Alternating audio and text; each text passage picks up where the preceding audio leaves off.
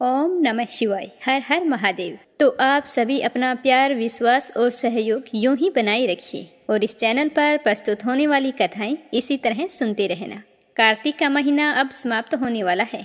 भगवान श्री हरि विष्णु आप सभी को कार्तिक स्नान का पुण्य फल प्रदान करें और अपना आशीर्वाद हमेशा आप पर बनाए रखें, जिससे आने वाला साल आपके लिए मंगलमय हो और आप हमेशा खुश रहें, खूब तरक्की करें। तो आज कार्तिक माह के शुक्ल पक्ष की चतुर्दशी तिथि है। इस तिथि को बैकुंठ चौदस के नाम से जाना जाता है। इस दिन भगवान श्री हरि विष्णु और भोलेनाथ की पूजा की जाती है।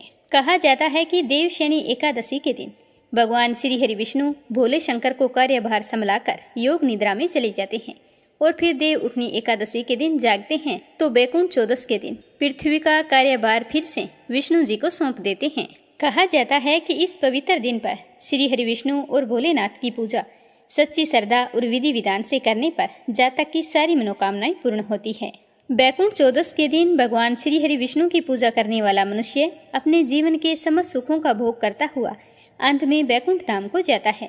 इस दिन भी सुबह जल्दी उठकर स्नान करना चाहिए और घर और पूजा घर को अच्छी तरह से साफ करना चाहिए। कहा जाता है कि यही एकमात्र दिन होता है जिस दिन भगवान शिव तुलसी पत्र स्वीकार करते हैं और भगवान श्री हरि विष्णु की बेल पत्र और कमल के फूलों से पूजा की जाती है। इस दिन भगवान भोले शंकर और विष्णु भगवान दोनों को ही चंदन का तिलक लगाया जाता है। देसी घी का दीपक जलाएं, फल फूल मिठाई का भोग लगाएं और साथ ही महामृत्युंजय मंत्र और विष्णु सहस्त्र नाम का पाठ करें। जो व्यक्ति इस दिन व्रत रखता है उसे सिर्फ फल आहार करना चाहिए। ब्राह्मणों को भोजन और वस्त्रों का दान करना चाहिए। इस पवित्र दिन गंगा नदी में स्नान करना बहुत ही जरूरी होता है। अगर आप गंगा नदी में स्नान नहीं कर सकते हैं तो घर पर ही स्नान करने के जल में थोड़ा सा गंगा जल मिलाकर स्नान करें। उसके बाद घर के मंदिर में शुद्ध घी का दीपक जलाएं। दीपक जलाएं तो ध्यान रखें कि दीपक के नीचे एक मुट्ठी चावल या गेहूं लेकर ढेरी बनाएं और उसके ऊपर दीपक जलाएं। कहते हैं कि ऐसा करने से हमारे घर में साल भर अन्न धन की कमी नहीं रहती। उसके बाद पूजा शुरू करें। विधिवत पूजा अर्चना करने के बाद मंत्रों का जाप करें। भगवान श्री हरि विष्णु आपकी सारी मनोकामनाएं पूर्ण करें। कथा शुरू करने से पहले कमेंट बॉक्स में लक्ष्मीपति नारायण की जय हो जरूर लिखें। तो हमेशा की तरह सबसे पहले एक छोटी सी कहानी गणेश जी भगवान की। बोलो गणेश गजानन की जय हो। एक नगर में एक बूढ़ी माई रहती थी जो रोजाना मिट्टी के गणेश की पूजा किया करती थी। वो रोजाना मिट्टी का गणेश जी बनाती और फिर पूजा करती। पर जैसे ही बूढ़ी माई गणेश जी की प्रतिमा को स्नान कराती तो मिट्टी का गणेश जी था वो तो गल जाता। तो वह बूढ़ी माई बड़ी ही परेशान होती। वो चाहती कि मेरे पास ऐसी प्रतिमा हो जो खराब ना हो तो कितना अच्छा हो। तो एक समय की बात है, बूढ़ी माई के घर के पास एक सेठ जी का मकान बन रहा था। तब बूढ़ी माई मकान बनाने वाले मिस्त्री के पास जाकर बोली कि बेटा मुझे पत्थर की मूर्ति बना दे।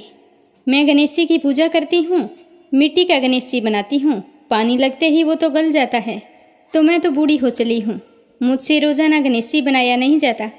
इसीलिए बेटा तू मेरे लिए एक पत्थर का गणेश जी बना दे। गणेश भगवान तेरी सारी मनोकामनाएं पूर्ण करेंगे। तो बूढ़ी माई की बात सुनकर मिस्त्री बोला कि हम तुम्हारे लिए मूर्ति गढ़ेंगे, उतनी देर में तो हम अपनी दीवार बना लेंगे। हमारे पास इतना समय नहीं है कि सेठ जी का काम बीच में छोड़कर हम तुम्हारे लिए मूर्ति बनाएं। तो यह सुनते ही बूढ़ी माई को बड़ा ही दुख हुआ और वह मन ही मन कहने लगी कि भगवान करे तुम्हारी यह दीवार कभी ना बने। यह कहकर बूढ़ी अम्मा अपने घर चली गई और मिस्त्री और मजदूर दीवार बनाने में लग गए। अब दीवार जैसे ही बनाए तो वो टेढ़ी हो जाए, तो दीवार को तोड़े फिर से बनाए, पर सीधी दीवार ना बने। इस तरह पूरा दिन एक ही दीवार को तोड़ते बनाते हुए बीत गया। शाम को सेठ जी आए और कहने लगे कि आपने अभी तक कुछ नहीं किया। तो मिस्त्री ने बूढ़ी माई के आने की सारी बात बताई। तो सेठ जी सुनकर बूढ़ी माई के पास गए और प्रणाम करके कहने लगे कि माँ जी आप आशीर्वाद दो कि मेरा मकान जल्दी से पूरा हो जाए। मैं तुम्हारे लिए पत्थर का क्यों सोने का गणेश जी बनवा दूंगा। तो यह सुनकर बूढ़ी माई बहुत ही प्रसन्न हुई और उसने सेठ जी को आशीर्वाद दिया कि बेटा बिना कोई विघ्न के तेरा मकान जल्दी से पूरा हो जाएगा। तो सेठ जी ने आकर देखा कि टेढ़ी दीवार थी वो बिल्कुल सीधी हो गई थी। तो यह गणेश जी का चमत्कार देखकर मिस्त्री और मजदूर सेठ जी सारे गणेश जी की जय जयकार करने लगे और सेठ जी ने जैसा कहा था वैसा ही किया। सोने का गणेश जी बनवाकर बूढ़ी माई को लाकर दे दिया।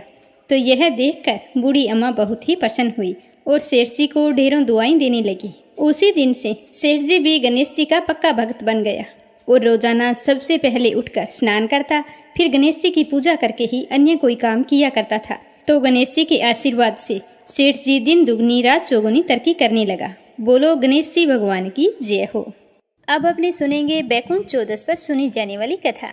बोलो भोले शंकर की जय हो। बोलिए लक्ष्मीपति नारायण की जय हो। पौराणिक कथा के अनुसार एक समय की बात है, नारद जी पृथ्वी लोक से घूमकर बैकुंठ धाम में पहुंचते हैं। तो भगवान श्री हरि विष्णु उन्हें देखकर आदरपूर्वक बैठाते हैं और प्रसन्न होकर उनके आने का कारण पूछते हैं। तो विष्णु जी के पूछने पर नारद जी कहते हैं कि हे प्रभु, आपने अपना नाम कृपा निधान रखा है, इससे आपके जो प्रिय भक्त हैं वही तर पाते हैं, जो सामान्य नर नारी है वो तो वंचित रह जाते हैं। इसीलिए आप मुझे कोई ऐसा सरल मार्ग बताएं जिसको करने से सामान्य भक्त भी आपकी भक्ति करके मुक्ति पा सके। तो नारद जी की बात सुनकर विष्णु भगवान बोले कि हे नारद, तुम मेरी बात ध्यान से सुनो। कार्तिक शुक्ल पक्ष की चौदस को जो नर नारी व्रत का पालन करेंगे और श्रद्धा भक्ति से मेरी पूजा अर्चना करेंगे, उनके लिए स्वर्ग के द्वार साक्षात खुले होंगे।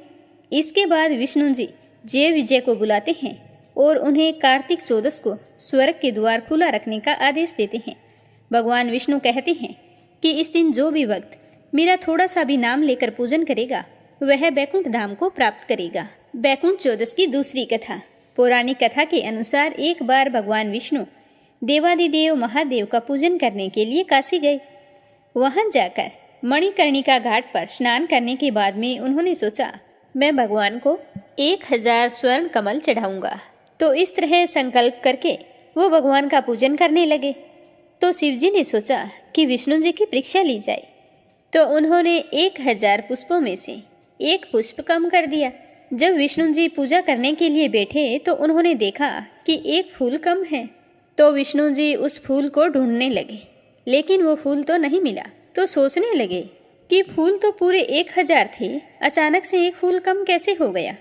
इससे तो मेरा संकल्प पूरा नहीं होगा, वो तो मुझे पूरा करना है। फिर विष्णु जी ने निश्चय किया कि मुझे कमल नयन और पुंडरीकाक्ष कहा जाता है, तो एक फूल के बदले मैं अपनी एक आंख निकाल कर चढ़ा दूंगा।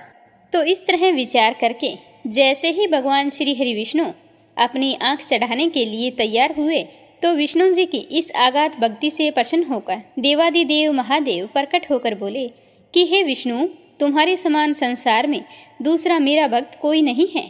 मैं तुमसे बहुत ही प्रसन्न हूँ। आज कार्तिक माह के शुक्ल पक्ष की चतुर्दशी तिथि है और यह बैकुंठ चतुर्दशी कहलाएगी। इस दिन जो भी मनुष्य व्रत रखकर आपका पूजन करेगा उसे बैकुंठ लोक की प्राप्ति होगी। इसके साथ साथ भोले शंकर ने करोड़ों सूर्यों की कांति के समान वाला सुदर्शन चक्र विष्णु जी को प्रदान किया। शिव जी तथा विष्णु जी कहते हैं कि इस दिन स्वर्ग के द्वार खुले रहेंगे। मृत्यु लोक में रहने वाला कोई भी व्यक्ति इस व्रत को करता है, वह अपना स्थान बैकुंठ धाम में सुनिश्चित कर लेता है। बैकुंठ चौदस की अगली कथा। किसी नगर में धनेश्वर नाम का एक ब्राह्मण रहता था, जो बहुत ही बुरे कार्य करता था। उसने ऐसा कोई पाप कर्म नहीं छोड़ा जो उसने किया ना हो। एक दिन वो गोदावरी नदी में स्नान करने के लिए गया। उस दिन बैकुंठ चतुर्दशी थी। कई भक्तजन उस दिन पूजा अर्चना कर गोदावरी घाट पर आए थे, तो उनके साथ साथ धनेश्वर भी वहां पर आ गया। उनके साथ रहने स्नान करने से उनके स्पर्श के कारण धनेश्वर को भी पुण्य प्राप्त हुआ। जब उसकी मृत्यु हुई तो यमराज उसे लेकर गए और नरक में भेज दिया। तो यह देखकर विष्णु भगवान कहने लगे कि यह पापी तो बहुत है, इसने कोई भी पाप कर्म नहीं छोड़ा, पर इसने बैकुंठ चौदस के दिन गोदावरी में स्नान किया है और श्रद्धालुओं के पुण्य के कारण इसके सभी पाप नष्ट हो गए हैं, इसीलिए इसे बैकुंठ धाम मिलेगा। कहते हैं कि बैकुंठ चौदस के दिन गोदावरी में स्नान करने के कारण धनेश्वर ब्राह्मण को इतने पाप कर्म करने के बाद भी बैकुंठ धाम की प्राप्ति हुई। बोलो विष्णु भगवान की जय हो। तो ये थी बैकुंठ चौदस की कथा। इन कथाओं को हर विष्णु भक्त और जो कार्तिक स्नान करते हैं उन्हें चौदस के दिन जरूर सुनना चाहिए, और अगर संभव हो तो व्रत भी रखना चाहिए। तो अब अपने सुनते हैं कार्तिक स्नान की कहानी। एक गांव में एक सास और बहू रहा करती थी। कार्तिक का महीना आया तो सास अपनी बहू से कहने लगी कि बहू, मैं तो कार्तिक स्नान के लिए तीर्थ जाना चाहती हूँ। तो बहू कहने लगी कि सासू माँ, मैं भी आपके साथ चलूँगी। आपके बेटे तो अभी परदेश गए हैं, मैं अकेली पीछे क्या करूँगी। तो उसकी सास कहने लगी कि बेटा तू अभी छोटी है, घर की रखवाली के लिए भी कोई चाहिए। अब की बार तो मैं ही जाती हूँ, तुम फिर कभी चली जाना। तो ऐसा कहकर उसकी सासू माँ तीर्थ को चली गई। अब वो अकेली क्या करे। बैठी बैठी सोच रही थी कि गंगा स्नान तो मुझे भी करना था। तभी गली में घड़े बेचने वाले की आवाज़ आई, तो वह भागकर बाहर गई और कहने लगी कि भैया आपके पास कुंडे हैं क्या। तो उसने कहा कि हाँ बहन हैं। तो वह उससे 33 कुंडे ले आई। अब रोजाना एक कुंडा भरकर रख देती और सुबह जल्दी उठकर उस कुंडे में स्नान करती और कहती कि सासू नहाई उंडे में, बहू नहाई कुंडे में, और फिर उस कुंडे को उल्टा करके रख देती। फिर तुलसी माता की पूजा करती, सूर्य देव को अर्घ्य देती। इस तरह सारा समय अपना भजन कीर्तन और पूजा पाठ में ही बिता देती। ऐसा करते करते महीना पूरा हो गया। जिस दिन कार्तिक माह की पूर्णिमा तिथि थी, उस दिन उसकी सासू माँ गंगा जी में स्नान कर रही थी। तो उसी समय उसके नाक की नथ निकलकर पानी में बह गई और वहाँ से बहकर जहाँ बहू स्नान करती थी उस कुंडे में आ गई। तो कुंडे में नथ देखकर बहू ने अपने सासू माँ की नथ को पहचान लिया और सोचने लगी कि मेरी सासू माँ की नथ यहाँ पर कैसे आई। उसने उसे उठाया और संभाल कर रख दिया। अब सासू माँ अपने नाक की नथ खोकर बहुत ही परेशान थी। उदास होकर कुछ देर तो बैठी रही, फिर बड़े ही दुखी मन से वहाँ से लौट चली। जब वो घर आई तो बहुत ही उदास थी। उसकी बहू बड़ी ही खुश थी। घर बहुत ही शांत और पवित्र नजर आ रहा था। तो बहू ने अपनी सासू माँ को देखते ही उनके चरण स्पर्श किए और चारपाई पर बैठाकर पानी का लोटा लेकर आई और कहने लगी कि लो माँ जी पानी पी लो, लगता है आप तो बहुत थक गई हैं, कितने उदास दिखाई दे रहे हैं। तो वो कहने लगी कि बेटा मैं कार्तिक स्नान से नहीं थकी हूँ, मेरे नाक की नथ खो गई है, मैं तो उसी को लेकर परेशान हूँ। सुहाग की चीज़ खो जाना अब शुभन माना जाता है। तो अपनी सासू माँ की बात सुनकर बहू अंदर गई और नथ लाकर अपनी सासू माँ को दे दी। तो बहू के पास नथ देखकर उसकी सास कहने लगी कि बेटा ये तुम्हारे पास कैसे आई। तो उसने कहा कि माँ जी यह तो गंगा के पानी में बहकर कुंडे में आई थी, मैंने पहचान ली और मैंने अंदर रख दी। तो उसकी सास कहने लगी कि गंगा का जल कुंडे में कैसे आया। तो वह अपनी सासू माँ को लेकर ऊपर गई जहाँ उसने कुंडे रख रखे थे। तो वे सारे के सारे कुंडे सोने के हो गए। तो इस तरह का चमत्कार देखकर उसकी सास बहुत ही हैरान हुई और पूछने लगी कि बहू ये सब कुछ कैसे हुआ। तो वो बोली कि माँ जी आप तो कार्तिक स्नान के लिए चले गए थे और मैंने तो उसी दिन 33 कुंडे ले लिए। रोज एक कुंडा भर के रख देती, सुबह जल्दी उठकर स्नान करती और फिर उस कुंडे को उल्टा करके रख देती। तब सासू माँ बोली कि बहू तुम बड़ी भाग्यवान है जो साक्षात गंगा जी तेरे पास आई है। तूने पूरे श्रद्धा और विश्वास से कार्तिक स्नान किया है, इसीलिए भगवान ने प्रसन्न होकर तुझे इसका फल दिया है। तो मैंने तो गंगा जी जाकर कार्तिक स्नान किया और तूने घर पर ही कार्तिक स्नान कर लिया है। अब हम दोनों सास बहू ब्राह्मण भोज करवाएंगी। तो उसी दिन उसकी सास जाकर नगर में ब्राह्मणों को न्योता दे आई। फिर उन्हें श्रद्धा भाव से भोजन करवाया और यथासंभव दान दक्षिणा देकर विदा किया। उसके बाद हर साल दोनों सास बहू कार्तिक स्नान करती। उसके बाद में तुलसी माता की पूजा करके सूर्य देव को अर्घ्य दिया करती थी, जिससे कार्तिक देवता उन पर प्रसन्न हो गए। उनका घर धन दौलत से भर गया। हे कार्तिक देव, जैसे आपने बहू पर कृपा की वैसे ही सब पर करना। जो भी आपकी इस कथा को सुने उन पर अपना आशीर्वाद हमेशा बनाए रखना। कार्तिक स्नान की दूसरी कहानी। एक समय की बात है, एक बूढ़ी माई रहती थी जो चातुर्मास में पुष्कर में स्नान किया करती थी। उसके एक बेटा और एक बहू थे। बुढ़िया जब स्नान के लिए पुष्कर जाने लगी तो उसने अपने बेटे से कहा कि बेटा मैं तो अब चातुर्मास में पुष्कर में स्नान करने जा रही हूँ। तब उसके बेटे ने अपने बहू से कहा कि माँ के लिए कुछ बना दो जो व्रत में खा सके और फल फ्रूट रख देना। तो उसकी बहू को सुनते ही गुस्सा आ गया, पर उसने अपने पति से कुछ नहीं कहा कि ठीक है रख दूंगी। पर उसने जब अपनी सास का सामान पैक किया तो उसके साथ में खाली डिब्बा रख दिया। तो बुढ़िया और उसका बेटा पुष्कर के लिए रवाना हो गई। रास्ते में वह अपनी माँ से कहने लगा कि माँ फल आहार कर लो। जहाँ पानी मिला वहीं फल आहार करने बैठ गए। तो भगवान की कृपा से जैसे ही बुढ़िया ने टिफिन खोला तो वह तो फलों से भर गया। तो माँ ने फलहार कर लिया। इस तरह दोनों माँ बेटे पुष्कर पहुँच गए। बेटे ने माँ के रहने के लिए वहाँ पर झोंपड़ी बना दी और कहा कि माँ अपना अच्छे से ख्याल रखना, मैं आपको लेने के लिए आ जाऊंगा। तो उस दिन चातुर्मास की शुरुआत हो चुकी थी। तो रात्रि में सावन का महीना आया और बोला कि बुढ़िया माई दरवाज़ा खोल। तब बुढ़िया माई ने पूछा कि आप कौन हैं? तो वो कहने लगा कि मैं तो सावन मास हूँ। तो बुढ़िया ने तुरंत दरवाज़ा खोल दिया। फिर बुढ़िया माई ने शिव पार्वती की पूजा की, बेलपत्र से अभिषेक किया। जाते समय सावन मास ने बुढ़िया माई को आशीर्वाद दिया, जिससे झोंपड़ी की एक दीवार सोने की हो गई। फिर इसी तरह पूजा पाठ करते हुए भाद्रपद का महीना आया। तो उसने भी कहा कि बूढ़ी माई दरवाज़ा खोल। तो बूढ़ी माई ने कहा कि आप कौन हो? तो उसने कहा कि मैं भाद्रपद का महीना हूँ। तो बुढ़िया ने झट से दरवाज़ा खोल दिया और सत्तू बनाकर कजरी तीज बनाई। तो भादो मास ने बुढ़िया माई को आशीर्वाद दिया, जिससे झोंपड़ी की दूसरी दीवार भी सोने की हो गई। फिर इस तरह महीना बीतने पर अश्विनी महीना आया। उसने भी दरवाज़ा खोलने को कहा। तो बूढ़ी माई ने दरवाज़ा खोला। फिर पितरों का तर्पण कर ब्राह्मण भोज करवा के श्राद्ध किया। नवरात्रि में माँ दुर्गा की अखंड ज्योत जलाकर प्रसन्न किया। सत्य की विजय दिवस के रूप में बुराई के अंत की खुशी में दशहरा मनाया। अश्विनी मास ने भी जाते समय प्रसन्न होकर आशीर्वाद दिया, जिससे तीसरी दीवार भी बहुमूल्य रत्नों से जड़ित सोने की हो गई और बुढ़िया माई को सदैव प्रसन्न रहने का आशीर्वाद दिया। इसके बाद में कार्तिक का महीना आया। तो उसने भी दरवाज़ा खटखटाया।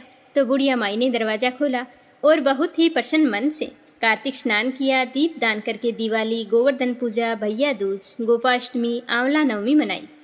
कार्तिक मास ने जाते समय आशीर्वाद दिया, जिससे झोंपड़ी के स्थान पर सुंदर सा महल बन गया। अब बुढ़िया माई तो भजन कीर्तन करती, गरीबों की सेवा करती। इसी तरह पूजा पाठ और धर्म कर्म में अपना समय व्यतीत करने लगी। जैसे ही 4 महीने पूरे हुए तो उसका बेटा उसे लेने के लिए आया। तो अपनी माँ और झोंपड़ी को देखकर पहचान नहीं सका। इधर उधर पूछने लगा कि मैं तो यहाँ पर मेरी माँ को एक झोंपड़ी में छोड़ गया था। आज ना मेरी माँ है और ना वो झोंपड़ी है। तो लोगों ने बताया कि यही है तेरी माँ और वो झोंपड़ी की जगह महल बन गया है। तो यह देखकर बेटा माँ के चरणों में गिर पड़ा और बोला कि माँ, मैंने तो आपको पहचाना ही नहीं। अब चलो घर चलते हैं। सारे सामान के साथ वह अपनी माँ को घर ले आया। जैसे ही इतने सामान के साथ माँ बेटे घर आई तो सास के इतने ठाठ देखकर बहू को मन ही मन ईर्ष्या होने लगी। साथ में लालच भी आ गया। वह सोचने लगी कि अगले साल चातुर्मास शुरू होते ही मैं मेरी माँ को वहाँ भेजूंगी। मेरी माँ भी धनवान हो जाएगी। तो जैसे ही दूसरा साल आया तो उसने अपनी माँ के लिए खूब सारा घी और मेवे डालकर लड्डू बनाए और सारा सामान अच्छे से पैक कर दिया और अपनी माँ को कहा कि माँ, तुम अब जाओ, चातुर्मास में पुष्कर में रहकर स्नान करो। तो उसकी माँ की तो धर्म कर्म में बिल्कुल भी रुचि नहीं थी, पर क्या करती, अपनी बेटी के जिद के आगे उसे जाना पड़ा। तो उसका जमाई उसे लेकर पुष्कर चला गया और वहाँ पर झोंपड़ी बनाकर छोड़ आया। अब वो तो जाते ही सबसे पहले लड्डुओं का डिब्बा खोला और जल्दी जल्दी 2-3 लड्डू खा लिए। अब वो तो सारा दिन लड्डू खाती, 4 बार भोजन करती और सारा दिन सोई रहती। सावन का महीना आया, आवाज़ें दे देकर चला गया। बाद में भाद्रपद का महीना आया तो भी वो खड़ी नहीं हुई। उसके बाद अश्विनी का महीना और फिर कार्तिक का महीना। इस तरह 4 महीने आए और चले गए। 4 महीनों के जाते ही झोंपड़ी गिर गई। अब बहू की माँ गधी की योनि में चली गई, क्योंकि औरत जो है लक्ष्मी का रूप होती है। इसीलिए औरत को लक्ष्मी की तरह ही चंचल होना चाहिए। उसके आलस्य के चलते सब कुछ खत्म हो गया। इसीलिए औरत को भगवान की पूजा और अतिथि का सम्मान, दान पुण्य और व्रत उपवास करते रहना चाहिए। जैसे ही चातुर्मास समाप्त हुआ तो उसकी बेटी ने अपने पति से कहा कि जाओ मेरी माँ को लेकर आओ, 4 महीने पूरे हो गए हैं। तो अपनी पत्नी के कहने पर वो अपनी सास को लेने के लिए पुष्कर चला गया। जब वह पुष्कर गया तो वो कहीं पर नहीं मिली। इधर उधर लोगों से पूछा कि भाई, मैं यहाँ पर झोंपड़ी बनाकर अपनी सास को छोड़कर गया था, वो चातुर्मास स्नान करने के लिए आई थी, अब वो कहीं पर भी दिखाई नहीं दे रही, कहाँ है? तो गांव वालों ने कहा कि तुम्हारी सास 4 पहर खाती थी और सारा दिन सोई रहती थी। हमने तो कभी देखा नहीं कि उसने चातुर्मास का स्नान या पूजा पाठ किया है। अब वह तो गधी की योनि में चली गई है। यह कहते हुए लोगों ने एक गधी की ओर इशारा किया, जो एक कूड़े के ढेर के पास खड़ी थी। तो जवाई ने पास जाकर रस्सी डालकर बांधी और थामे थामे अपने घर ले आया। तो उसकी पत्नी ने कहा कि मेरी माँ को नहीं लेकर आई, इस गधे को क्यों लेकर आई हो? तो वो कहने लगा कि ये तेरी माँ ही है। तूने तो धन के लालच में तेरी माँ को पुष्कर बेच दिया, लेकिन तेरी माँ की तो धर्म कर्म में कोई रुचि नहीं थी, इसीलिए वहाँ पर सारे दिन सोती रहती और 4 पहर भोजन कर लेती। स्नान, ध्यान, पूजा पाठ इसने वहाँ पर कुछ भी नहीं किया। तो जैसे ही 4 महीने बीत गए तो इसे गधी की योनि मिल गई। तो अपनी माँ की हालत देखकर उसकी बेटी को बहुत ही दुख होने लगा। तो वह इधर उधर पंडितों के पास पूछने लगी। बड़े बड़े विद्वानों, ब्राह्मण, ऋषि मुनियों को पूछने पर उन्होंने बताया कि तेरी सास के स्नान किए हुए पानी से तुम्हारी माँ को स्नान कराओ तो उसे गधे की योनि से मुक्ति मिलेगी और मनुष्य की योनि मिल जाएगी।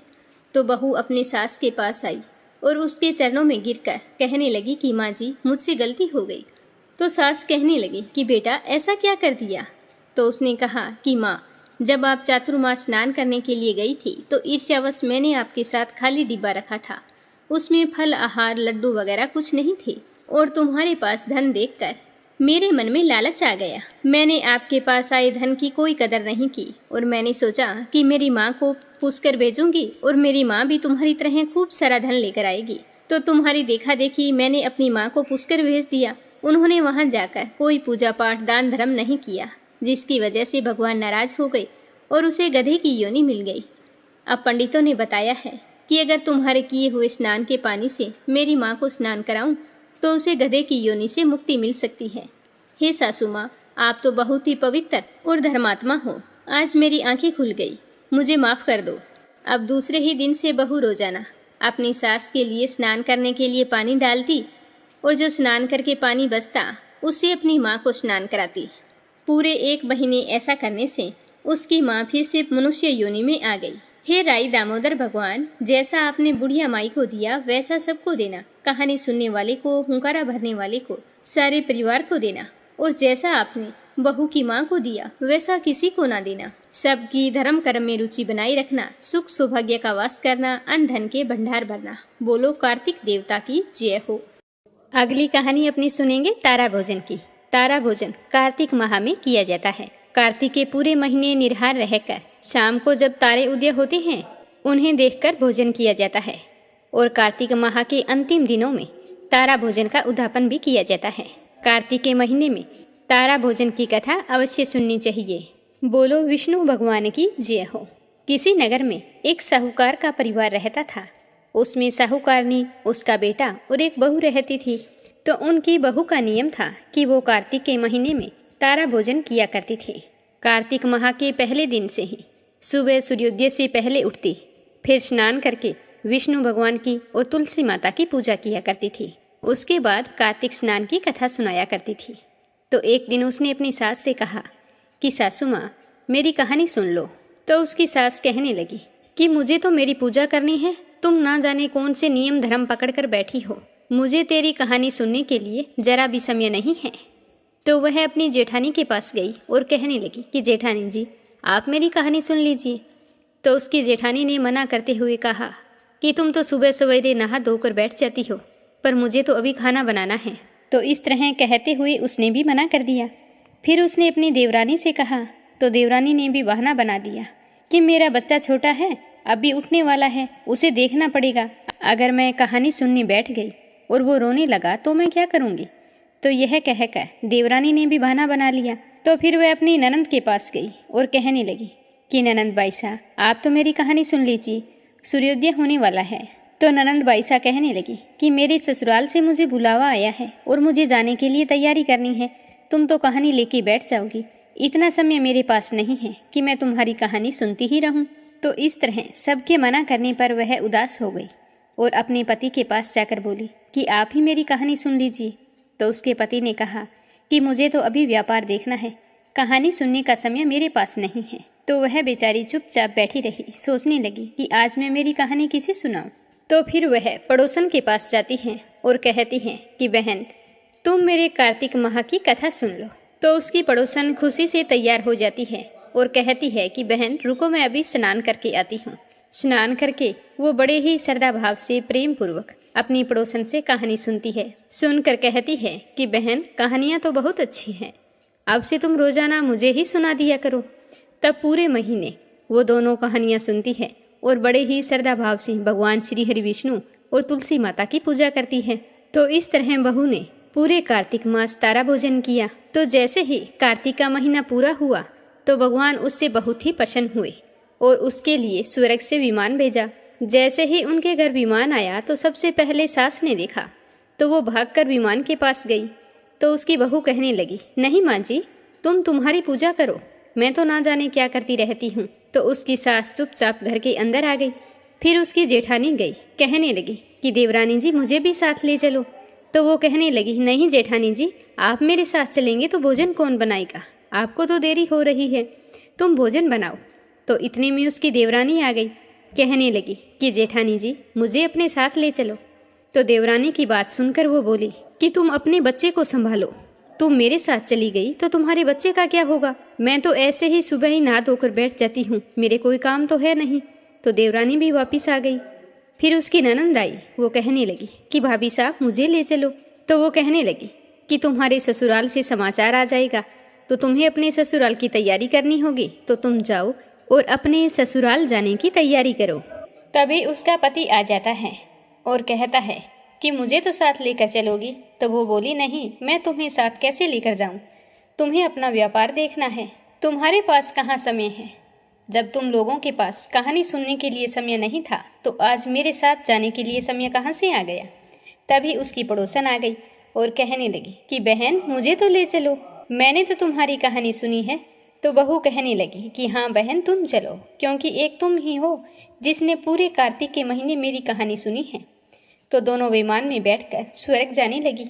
तभी रास्ते में बहू को घमंड हो गया और सोचने लगी कि कार्तिक के पूरे महीने व्रत मैंने किया और इसने तो सिर्फ कहानी सुनी है, इसीलिए मुझे स्वर्ग का वास मिलना चाहिए। ये तो कहानी सुनने के कारण ही स्वर्ग में जा रही है, ना कोई व्रत किया, सिर्फ स्नान करके तुलसी में जल डाला है, फिर भी इसे मेरी वजह से स्वर्ग का वास मिलेगा। तो बहू इस तरह से मन में विचार करते हुए जा रही थी कि अचानक से भगवान ने उसे विमान से नीचे फेंक दिया। तो वो कहने लगी कि भगवान आपने ऐसा क्यों किया, मेरा क्या अपराध है, अपराध तो बताइए। तो भगवान कहने लगे कि तुझे अभिमान हो गया है, इसीलिए तू अब धरती पर ही रहे और स्वर्ग में सिर्फ तेरी पड़ोसन जाएगी, क्योंकि इसने पूरे श्रद्धा भाव से तुम्हारी सारी कहानियों को सुना है। इसने कभी नहीं कहा कि तुम सुबह सवेरे आ जाती हो, मेरे काम करने का टाइम होता है, मुझे भोजन बनाना है, कोई भी बहाना नहीं किया और ना कभी तुम पर गुस्सा हुई। और आज तुम्हारे मन में जो कुविचार आ रहे हैं उसके कारण तुम्हें स्वर्ग में वास नहीं मिल सकता। तो वो कहने लगी कि भगवान मुझसे गलती हो गई, अब मेरा प्रायश्चित कैसे होगा आप बताइए। तो भगवान कहने लगे कि अब से तुम आने वाले 3 साल तक तारा भोजन करेगी, तभी तुझे स्वर्ग की प्राप्ति होगी। तो बहू वापस घर आ गई। तो घर आते ही उसकी देवरानी, जेठानी, उसका पति और सास उसे देखकर बोले कि तुम वापस क्यों आ गई। तो वो कहने लगी कि माँ जी क्या बताऊँ, मुझे मेरे तारा भोजन पर घमंड हो गया था और जिसके मन में पूरी श्रद्धा और प्रेम ना हो तो उसे स्वर्ग का वास नहीं मिल सकता। तो भगवान ने मुझे बीच रास्ते से ही नीचे फेंक दिया और मुझे कहा था कि अब से तू 3 साल तक नियम से तारा व्रत करेगी और मन में किसी तरह का कपट नहीं लाएगी, तो ही तुझे स्वर्ग का वास मिलेगा। तो उसकी सास कहने लगी कि बेटा हमें भी तुम्हारे तारा भोजन और कार्तिक स्नान पर विश्वास नहीं था, पर आज के बाद हम सारी की सारी हर साल कार्तिक माह में स्नान करके तारा भोजन का संकल्प लेंगे। तो उसके बाद पूरी निष्ठा और प्रेम पूर्वक उसकी देवरानी, जेठानी, सास, ननंद सभी ने कार्तिक स्नान किया और तारा भोजन किया। तो भगवान श्री हरि उन सब पर बहुत ही प्रसन्न हुए और उनके लिए स्वर्ग से विमान भेजा, जिस पर चढ़कर वो सारी की सारी स्वर्ग को गई और स्वर्ग के सुखों का भोग करने लगी। बोलो लक्ष्मीपति नारायण की जय हो। तारा भोजन की दूसरी कहानी। एक समय की बात है, राजा की लड़की कार्तिक मास में तारा भोजन किया करती थी। जब कार्तिक का महीना समाप्त हुआ तो राजा की लड़की ने राजा से कहा कि पिताजी मुझे 9 लाख सोने के तारे बनवा दो, मैं दान करूंगी। तो राजा ने सुनार को बुलाया और कहा कि मेरी बेटी कार्तिक मास में तारा भोजन करती है, अब वह कार्तिक पूर्णिमा पर 9 लाख तारों का दान करेगी, तो तुम मेरी बेटी के लिए 9 लाख तारे बना दो। तो यह सुनकर सुनार को चिंता होने लगी कि मैं 9 लाख तारे कैसे बनाऊंगा और मुझे तो तारे बनाने ही नहीं आते। तो सुनार को उदास देखकर उसकी पत्नी ने कहा कि क्या बात है, आप इतनी उदास क्यों हो। तो वो कहने लगा कि राजा की बेटी तारा भोजन करती है और वो कार्तिक माह पूरा होने पर 9 लाख तारों का दान करेगी। तो राजा ने मुझे 9 लाख तारे बनाने के लिए कहा है, मैं कैसे बनाऊं, मुझे तो तारे बनाने ही नहीं आते। तो सुनार की पत्नी कहने लगी कि इसमें परेशान होने वाली क्या बात है। गोल सा पतरा काट के कलियां काट देना और राजा जी को दे आना। तो सुनार ने ऐसा ही किया। 9 लाख तारे बनाकर राजा को दे दिए। तो राजा की बेटी ने 9 लाख तारे और बहुत सारा धन और कपड़ों का दान किया। तो भगवान का सिंहासन डोलने लगा। भगवान ने कहा कि देखो, मेरे नेम वर्त पर दूसरा कौन आ गया है। तो 3 कुंटों में देखा तो कोई दिखाई नहीं दिया। चौथे कुंट देखा तो राजा की लड़की तारा भोजन करके दान पुण्य कर रही थी। तो भगवान ने कहा कि जाओ उसे लेकर आओ, उसने व्रत किए हैं। तो भगवान के दूत उसके पास आए और कहने लगे कि चलो, भगवान ने तुम्हें बुलाया है। तो वो कहने लगी कि मैं अकेले नहीं जाऊंगी, मैं तो सारी प्रजा को और उस सुनार को जिसने मेरे लिए तारे बनाए हैं और जिसने मेरी कहानी सुनी है, उन सबको लेकर जाऊंगी। तो दूत उसके लिए एक बड़ा सा विमान लेकर आया। तो वह कहने लगी कि हाँ, अब मैं चलूंगी। तो सारों को विमान में बैठाकर वो बड़ी ही खुशी से चल पड़ी। लेकिन जाते जाते रास्ते में राजा की बेटी को अभिमान हो गया। वो सोचने लगी कि अगर मैं तारा भोजन ना करती तो पूरे गांव को स्वर्ग का वास कैसे मिलता। कार्तिक स्नान करके तारा भोजन मैंने किया है और स्वर्ग का वास सारी प्रजा को मिल गया है। तो भगवान के दूत ने उसे नीचे गिरा दिया। तो वो कहने लगी कि मुझे नीचे क्यों गिराया है, मेरा क्या अपराध है। तो दूत कहने लगा कि तुम्हें तुम्हारे ऊपर घमंड हो गया है, इसीलिए तेरा सारा पुण्य नष्ट हो गया है। फिर बाकी प्रजा को लेकर जैसे ही दूत भगवान के पास पहुंचे तो भगवान ने कहा कि इन सब में से तारा भोजन करने वाली लड़की कौन सी है। तो दूत कहने लगे कि उसे तो हम रास्ते में ही छोड़ आए, क्योंकि उसे अपने आप पर बहुत ही घमंड हो गया था। तो भगवान बोले कि नहीं नहीं, वो तो नादान है, उसे लेकर आओ। उसने कार्तिक स्नान किया है, तारा भोजन किया है और कितना दान पुण्य किया है, मैं उससे बहुत ही खुश हूँ। तो राजा के दूत पृथ्वी लोक पर जाकर उस लड़की को लेकर आई। लड़की ने आते ही कार्तिक के भगवान से बार बार क्षमा मांगी। कहा कि क्षमा क्षमा क्षमा क्षमा क्षमा क्षमा क्षमा कर दो भगवान। तो इतनी बार क्षमा कहने पर भगवान उस पर बहुत ही प्रसन्न हुए।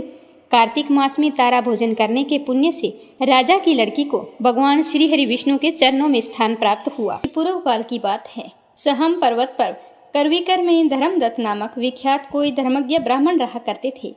कार्तिक का महीना चल रहा था तो भगवान विष्णु के समीप जागरण करने के लिए वे भगवान के मंदिर की ओर चल पड़े। उस समय 1 पहर की रात बाकी थी।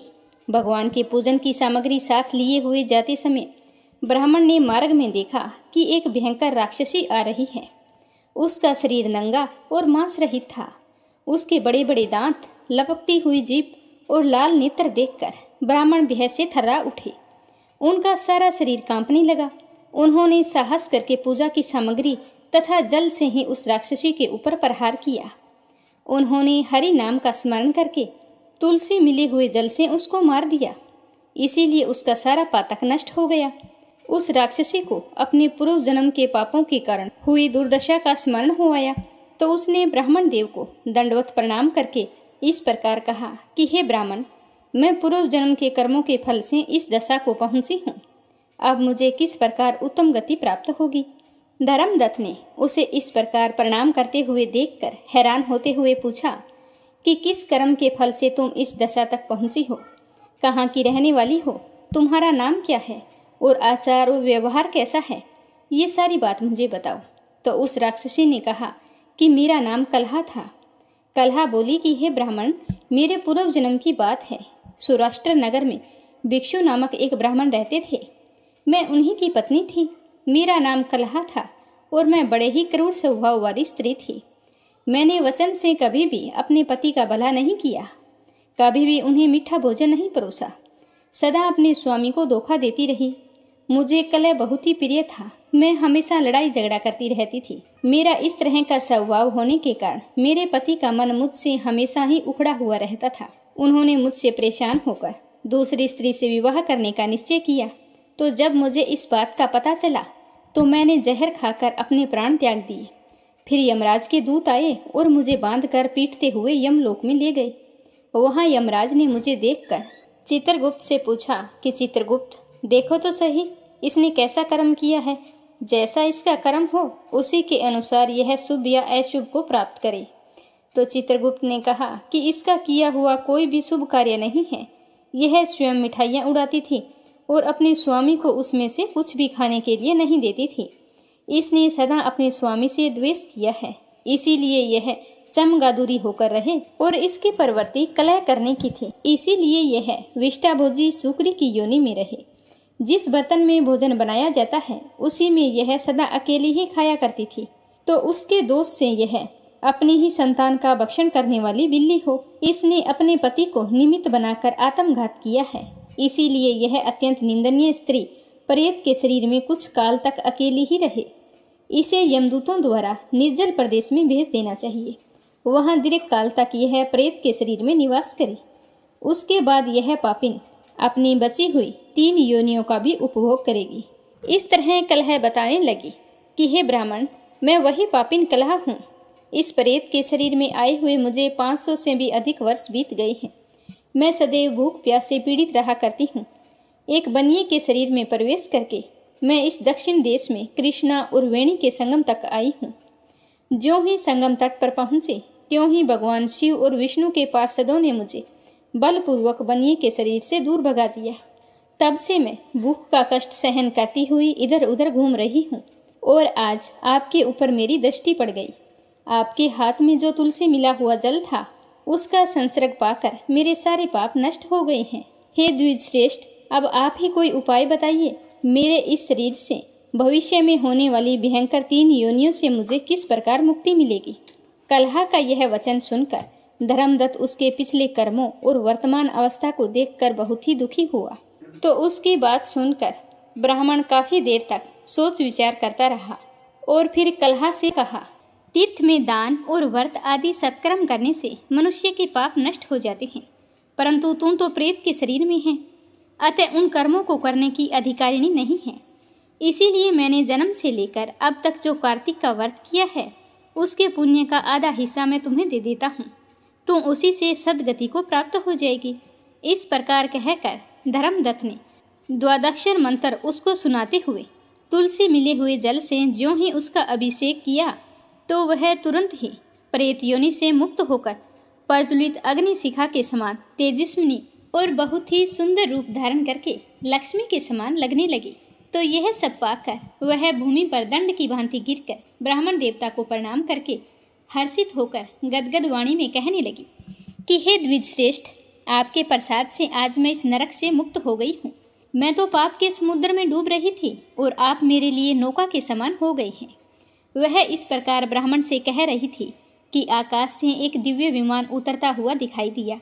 वह अत्यंत प्रकाशमान एवं विष्णु रूपीधारी पार्षदों से युक्त था।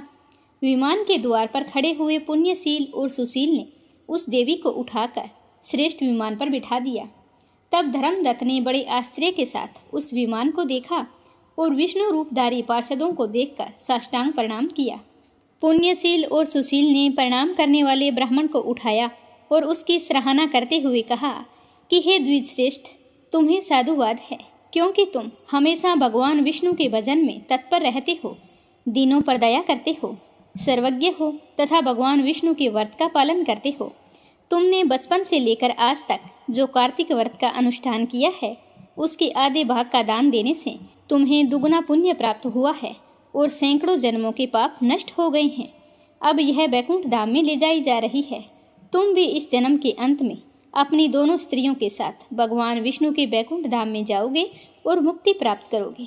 धर्मदत्त, जिन्होंने तुम्हारे समान भक्तिपूर्वक भगवान विष्णु की आराधना की है वे धन्य और कृतकृत्य हैं।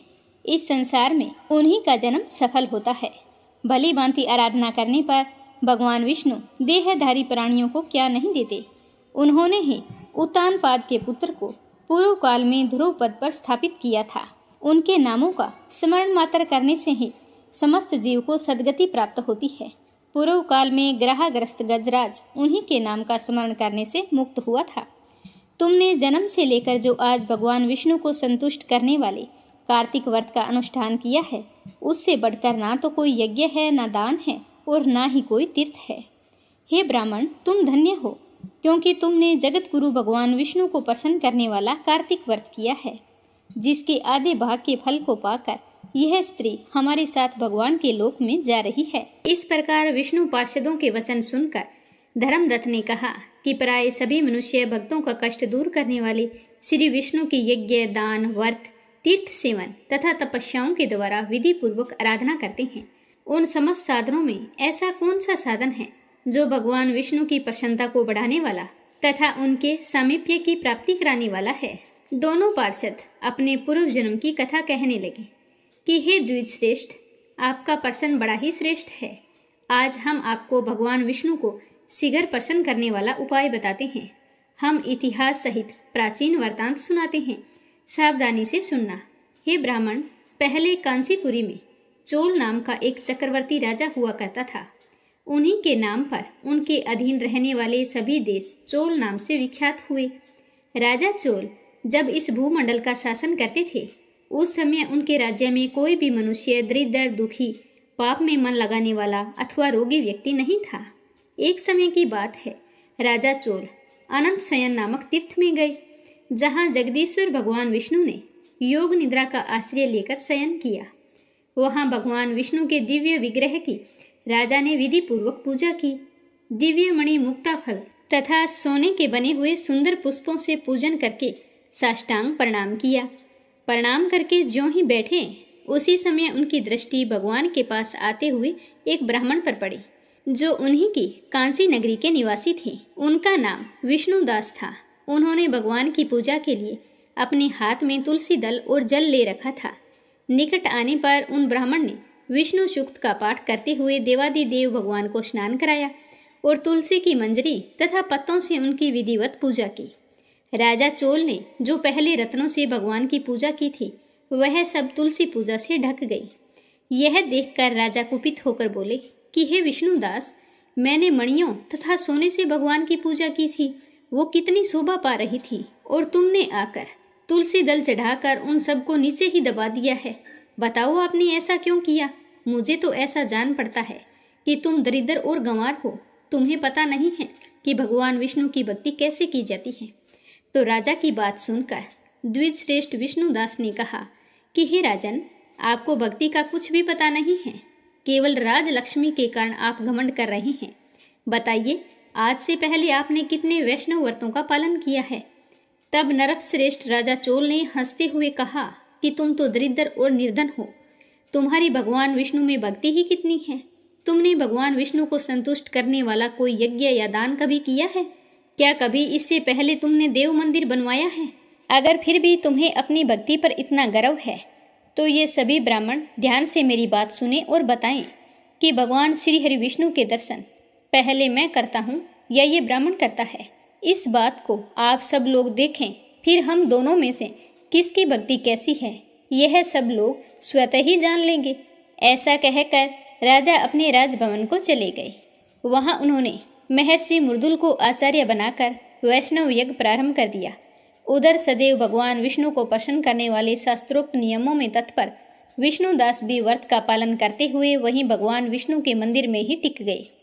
उन्होंने माघ और कार्तिक के उत्तम व्रत का अनुष्ठान, तुलसी वन की रक्षा और एकादशी को द्वादशाक्षर मंत्र का जाप, नृत्य, गीत आदि मंगलमय आयोजनों के साथ प्रतिदिन षोडशोपचार से भगवान विष्णु की पूजा आदि नियमों का आचरण किया।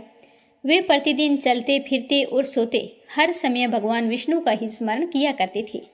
उनकी दृष्टि सर्वत्र समान हो गई थी। वे सारे प्राणियों के अंदर भगवान विष्णु को ही देखते थे। इस प्रकार राजा चोल और विष्णुदास दोनों ही भगवान लक्ष्मीपति की आराधना में संलग्न थे। दोनों अपने अपने व्रत में स्थित रहते और दोनों की संपूर्ण इंद्रियां तथा समस्त कर्म भगवान विष्णु को समर्पित हो चुके थे। इस अवस्था में उन दोनों ने दीर्घ काल व्यतीत किया। एक दिन की बात है कि ब्राह्मण विष्णुदास ने नित्य कर्म करने के पश्चात भोजन तैयार किया, किंतु कोई छिपकर उसे चुरा कर ले गया। विष्णुदास ने देखा कि भोजन नहीं है, परंतु उन्होंने दोबारा भोजन नहीं बनाया। यह सोचकर कि अगर दोबारा भोजन बनाऊंगा तो सायंकाल की पूजा के लिए समय नहीं बचेगा और मैं प्रतिदिन जो पूजा करता हूँ उसका नियम भंग हो जाएगा। तो यह सोचकर ब्राह्मण ने ना भोजन बनाया ना भोजन किया। उस दिन भूखे ही रह गए। दूसरे दिन उसी समय भोजन बनाकर ज्यों ही भगवान विष्णु को भोग अर्पण करने के लिए गए, तो फिर पीछे से कोई आ गया और उसने सारा भोजन समाप्त कर दिया। इस तरह 7 दिनों तक लगातार कोई उनका भोजन चुरा कर ले जाता था। इसे विष्णुदास को बड़ी ही हैरानी होती थी। वे मन ही मन इस प्रकार विचार करने लगे कि कौन है जो प्रतिदिन आकर मेरी रसोई चुरा कर ले जाता है। यदि दोबारा रसोई बनाता हूँ तो सायंकाल की पूजा छूट जाएगी। यदि रसोई बनाकर तुरंत ही भोजन कर लेता हूँ तो भगवान को भूख कैसे लगेगा? ये तो मैं नहीं कर सकता, क्योंकि भगवान विष्णु को सब कुछ अर्पण किए बिना कोई भी वैष्णव भोजन नहीं करता है। आज उपवास करते हुए मुझे 7 दिन हो गए हैं। इस प्रकार मैं कब तक स्थिर रह सकता हूँ? आज मैं रसोई बनाकर भली भांति उसकी रक्षा करूँगा। तो ऐसा निश्चय करके भोजन बनाने के पश्चात वे वहीं पर कहीं छिप कर खड़े हो गए। भगवान को भोग लगाने के लिए नहीं गए। इतने में उन्हें एक चंडाल दिखाई दिया, जो रसोई का अन्न हर कर जाने के लिए तैयार खड़ा था। भूख के मारे उसका सारा शरीर दुर्बल हो गया था। उसका मुख बहुत ही उदासीन था। शरीर पर हड्डियां और चमड़ी के सिवा कुछ भी नहीं था। यह देखकर ब्राह्मण विष्णुदास के हृदय करुणा से भर गया और उन्होंने भोजन चुराने वाले चंडाल की ओर देखकर कहा कि भैया जरा ठहरो, रूखा सूखा क्यों खाते हो? लो मैं तुम्हें घी डाल कर देता हूँ। तो इस तरह ब्राह्मण विष्णुदास को आते देखकर वह चंडाल डर गया और डर के मारे जोरों से भागा, लेकिन थोड़ी ही दूर जाने पर वह मूर्छित होकर गिर गया। चंडाल को भयभीत और मूर्छित देखकर ब्राह्मण विष्णुदास बड़े वेग से चलकर उसके समीप आए और दयावश अपने वस्त्र के छोर से उसको हवा देने लगे। तो वह उठकर खड़ा हुआ। तब विष्णुदास ने देखा कि वह चंडाल नहीं है, बल्कि साक्षात नारायण ही हैं। शंख चक्र और गदा धारण किए हुए उसके सामने उपस्थित हैं। अपने प्रभु को प्रत्यक्ष देखकर विष्णुदास सात्विक भावों के वशीभूत हो गए और वे स्तुति और नमस्कार करने में समर्थ न हो सके। तब भगवान ने सात्विक व्रत का पालन करने वाले अपने भक्त विष्णुदास को छाती से लगा लिया और उन्हें अपने जैसा रूप देकर बैकुंठ धाम को चले गए। उसी समय यज्ञ में दीक्षित हुए राजा चोल ने देखा कि विष्णुदास एक श्रेष्ठ विमान पर बैठकर भगवान विष्णु के समीप जा रहे हैं।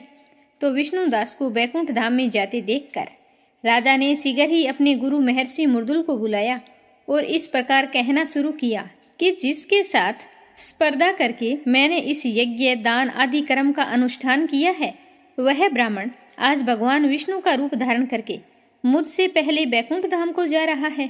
मैंने इस वैष्णव धाम में भली भांति दीक्षित होकर अग्नि में हवन किया है और दान आदि के द्वारा ब्राह्मणों का मनोरथ पूर्ण किया है, तथापि अभी तक भगवान विष्णु मुझ पर प्रसन्न नहीं हुए हैं और इस विष्णुदास को केवल भक्ति के ही कारण श्री हरि ने प्रत्यक्ष दर्शन दिए हैं।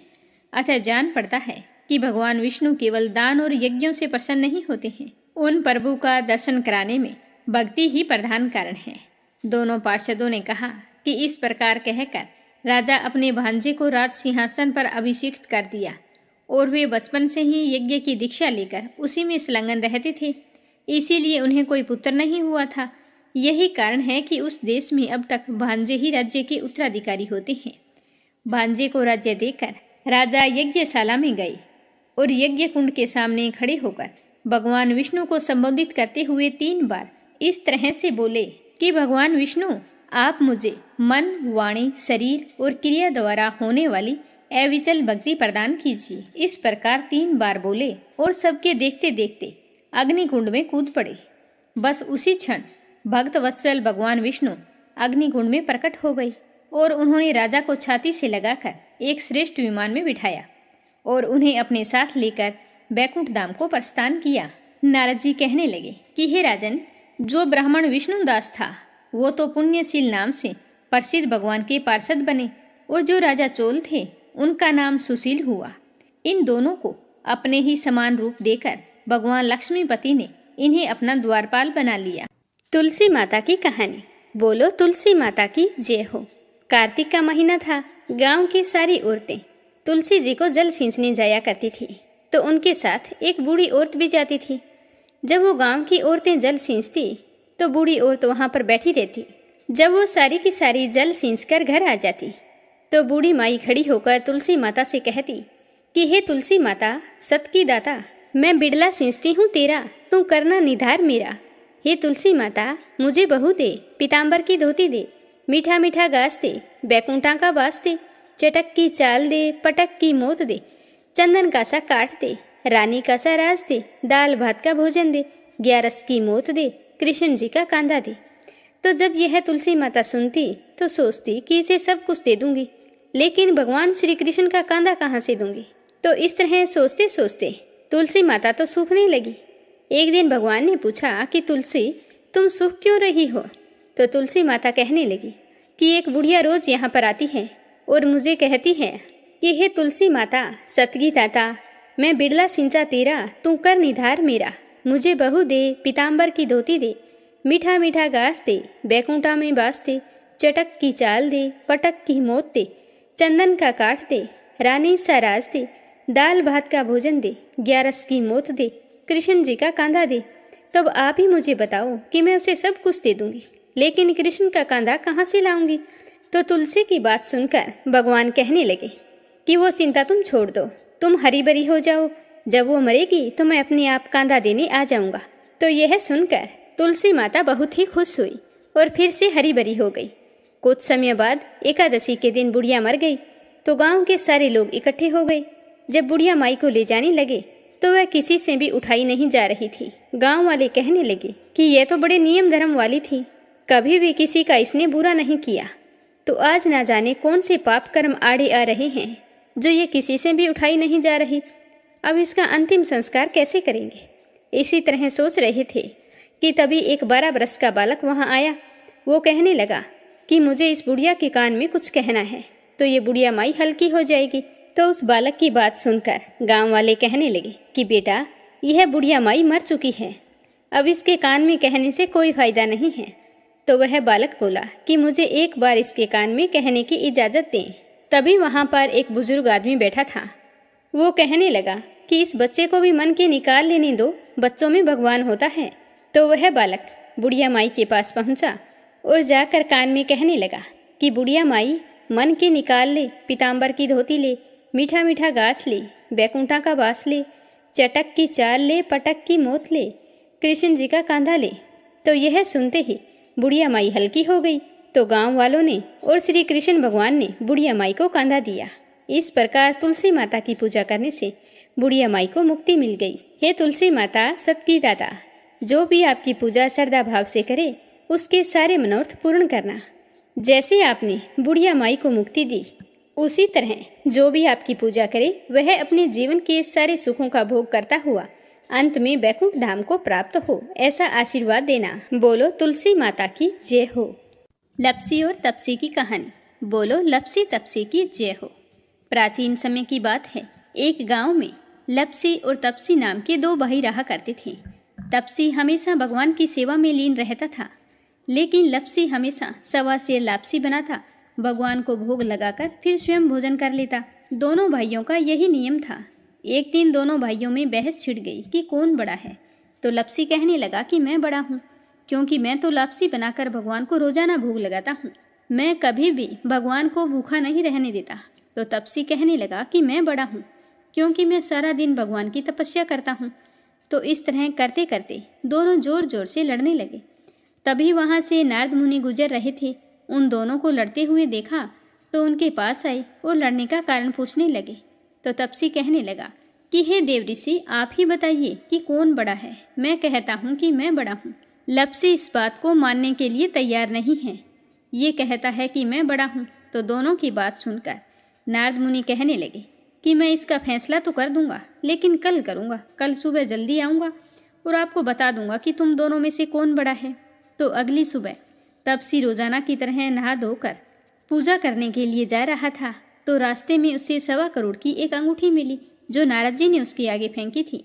तो तपसी ने जल्दी जल्दी इधर उधर देखा और अंगूठी को उठा लिया और तपस्या करने बैठा तो अपने पैर के नीचे दबाकर बैठ गया। लप्सी रोजाना की तरह स्नान करके आया और 1.25 सेर लापसी बनाई। पहले भगवान को भोग लगाया, फिर स्वयं लापसी जीमने के लिए बैठ गया। तभी वहाँ पर नारद जी आ गए और कहने लगे कि लप्सी बड़ा है। तो तपसी कहने लगा कि इसका क्या कारण हो सकता है, ये कैसे बड़ा है, ये कभी पूजा पाठ नहीं करता है। तो नारद जी कहने लगे कि इसके मन में लालच नहीं है, जो भी करता है बड़े ही श्रद्धा भाव से करता है। इसका नियम है कि रोजाना भगवान को भोग लगाना। इसका नियम कोई भी भंग नहीं कर सकता, लेकिन तुम्हारा नियम भंग हो चुका है। तो तपसी कहने लगा कि कैसे, मैं नियम से रोजाना भगवान की पूजा करता हूँ। तो नारद मुनि कहने लगे कि तुम खड़े होकर अपना पैर उठाओ। तो तपसी जैसे ही खड़ा हुआ तो उसके पैर के नीचे 1.25 करोड़ की अंगूठी पड़ी थी। तो नारद जी कहने लगे कि तूने इसे चुराया है, जिससे तेरी तपस्या भंग हो गई है। तपसी हाथ जोड़कर नारद जी के सामने खड़ा हो गया और कहने लगा कि मुझसे गलती हो गई, आज के बाद मैं ऐसी गलती कभी नहीं करूँगा।